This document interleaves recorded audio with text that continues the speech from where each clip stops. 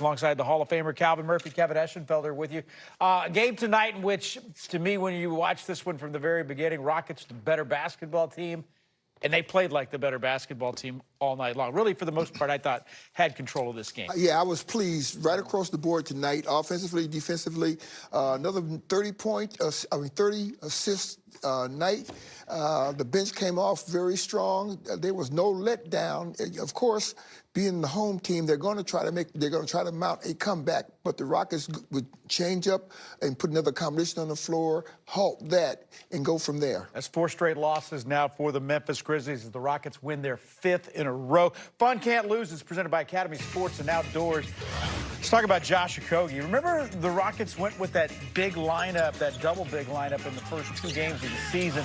Then they went with Josh Okogie in Game 3. Well, they haven't lost a game since. And tonight, he had that span in which he hit those 3 straight threes to kind of really put the Rockets on easy street tonight. And he was very good all the way around. Yeah, well, you know, it's one of those situations where not getting respect from the defensive end of the game, they allowed him to roam free.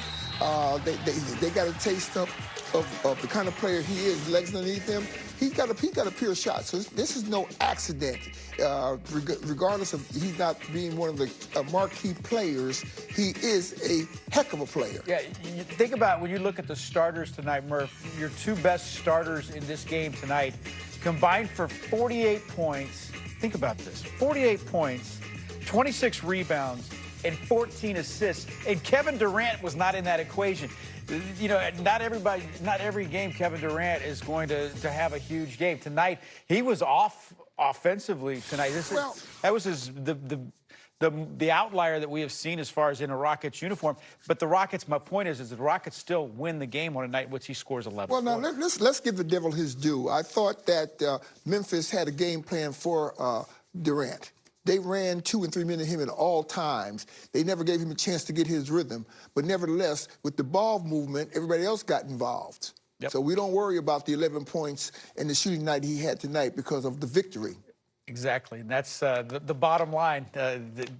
Forget about the numbers. The big number is the final score, and that final score tonight was one in which the Rockets win at 124-109. Let's head back to Memphis and check in on the post-game press conference. Here's Ime Udoka.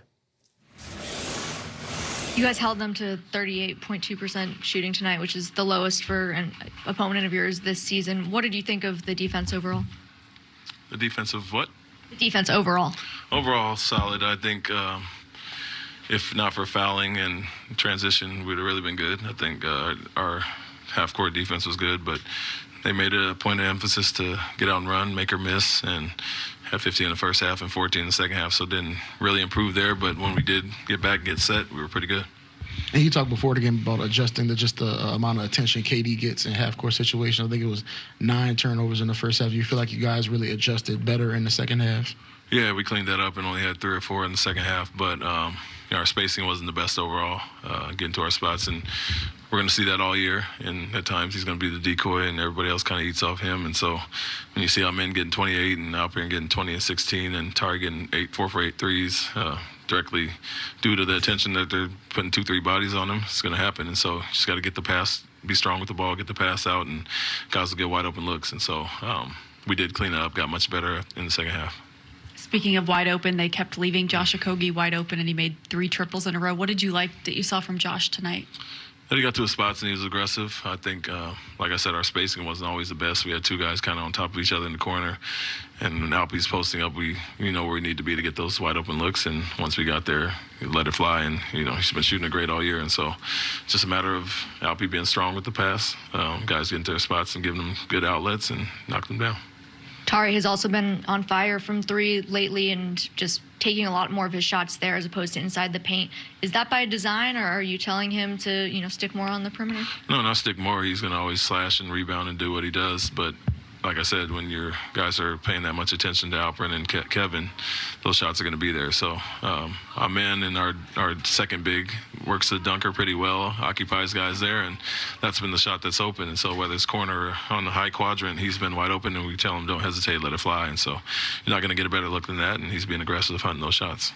Yeah, no Steven tonight, and then Clint comes in limited minutes and gets you double-digit boards. I mean, how much of a luxury is it to not have one of your guys and still be able to stick to your identity with the depth you guys have? Yeah, that was the plan getting them this summer, was to kind of triple down on the bigs and the double big lineups, and knowing that we're going to hold Steven out on some back-to-backs, and or if injury happens, we don't have a big drop-off. And so he's been very good in limited minutes this year so far. And on a night like this where he's strictly the backup, we're playing with some of the double big lineups, he did more of what he did. Alpi has a good rapport with them, working that high-low lob, dunker spot as well. And, did what he's been doing in his limited minutes so far this year.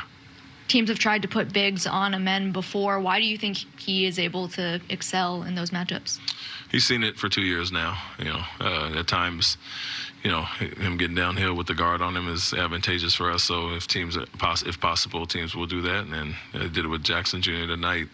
We move him on the ball, off the ball, and kind of space him out in that dunker again. And so there's a lot of positions you can put him in to be successful. He's not really caught off guard by it like he was in year one. Thank you. Could answer that last question by saying because he's so good.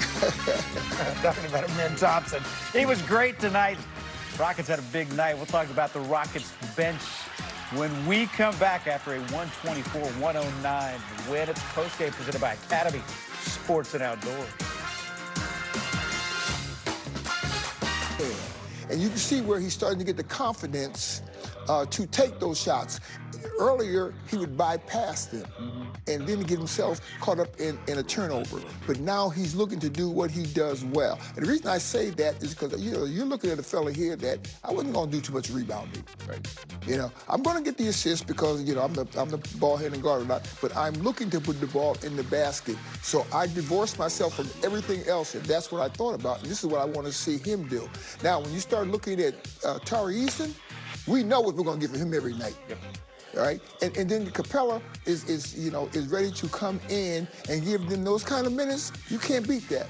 Yeah, Tari Eason tonight, and he's been on quite a roll. He got that start last time out against Dallas because Jabari Smith Jr. was out. And then Clint Capella tonight, I thought that was a really good question that Ime Udoka fielded in the press conference, was what a luxury that is, that you take a guy like Steven Adams, who is an elite offensive rebounder for an elite offensive rebounding team, and yet he doesn't play here tonight, but yet you can go to plan B, which is Clint Capella, who gives you double-digit boards. Yeah, but see, you got to remember, too, you got to have the mindset to come off the bench to do the things like Clint Capella did tonight, not getting a lot of time, but knowing when he gets in, he's still going to get something for the minutes given him. See, that's the luxury. Yep.